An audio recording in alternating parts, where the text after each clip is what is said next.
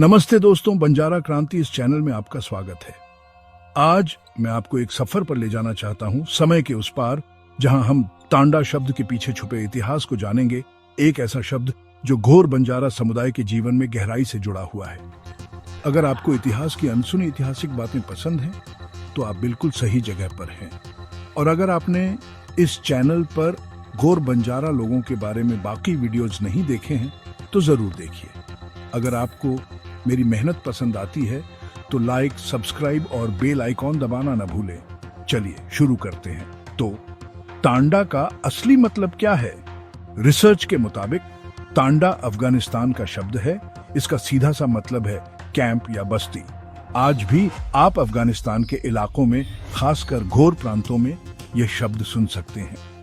लेकिन यहाँ एक ट्विस्ट है। जहाँ कई भारतीय आदिवासी समूहों के अपने गांवों के लिए अलग अलग शब्द हैं, वहीं तांडा शब्द सिर्फ घोर बंजारा समुदाय के लिए ही है।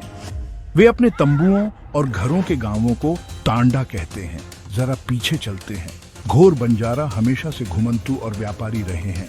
सिल्क रूट के जमाने में वे बहुत लंबी दूरियां तय करते थे, कभी कभी अफगानिस्तान में रुकते थे। शायद तांडा शब्द वहां के स्थानीय आदिवासियों से सीखा होगा, जो पहाड़ों में अपने समर कैंप के लिए जाने जाते थे। उनके संबंध प्राचीन सिंधु सभ्यता के साथ, असीरियन और फारसी साम्राज्यों से और मिस्र के नील डेल्टा तक भी फैले हुए हैं। कुछ अध्ययन इसे गोशेन की बाइबली भूमि से भी जोड़ते हैं, जहां इसराइल की 12 जनजातियां सदियों तक रही थीं। लेकिन अब बंजारा लोगों पर वापस आते हैं। हर मानसून में जून से अगस्त तक यह समुदाय कुछ खास गांवों में बस जाता था। ये उनके तांडा थे। वे अपनी घोरमाटी भाषा बोलते थे, खुद को घोर कहते थे और तांडा नामक समूहों में रहते थे। ब्राह्मणों पर निर्भर रहने के बजाय वे अपने झगड़े सुलझाने के लिए अपनी गोर पंचायत करते थे। उनके मुखिया को नायक कहते हैं, अपनी ब्राह्मण धर्म से अगल पहचान रखते हैं और महिलाएं सुंदर पारंपरिक कपड़े पहनती थीं। इसे ब्राह्मणी धर्म का प्रभाव उनके ऊपर देखने नहीं मिलता है। यह आजाद व्यवस्था, जो कम से कम 5000 साल पुरानी है, ने उनकी संस्कृति की रक्षा करने और शोषण से बचने में मदद की। और उनकी जड़ें कहां से हैं?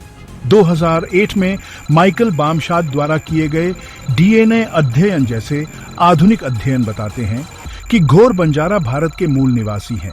उनके व्यापार और यात्रा के कारण यूरोप के रोमा जिप्सी लोगों के साथ समानताएं हैं, जो विश्व की सभ्यताओं के बीच प्राचीन संबंधों की ओर इशारा करती है।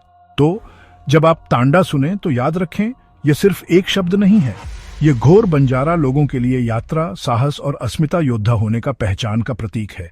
उनकी विचारधारा, विरासत अभी भी जारी है। और हाँ, अभी और भी बहुत कुछ जानना बाकी है। अगर आपको यह ऐतिहासिक बात दिलचस्प लगी तो इसे अपने दोस्तों के साथ शेयर करें, खासकर घोर बंजारा समुदाय के लोगों के साथ। मैंने एक चैलेंज रखा है। इस वीडियो पर 1000 लाइक्स लाते हैं। चैनल को सपोर्ट करें और मिलकर इन ऐतिहासिक बात को जिंदा रखें।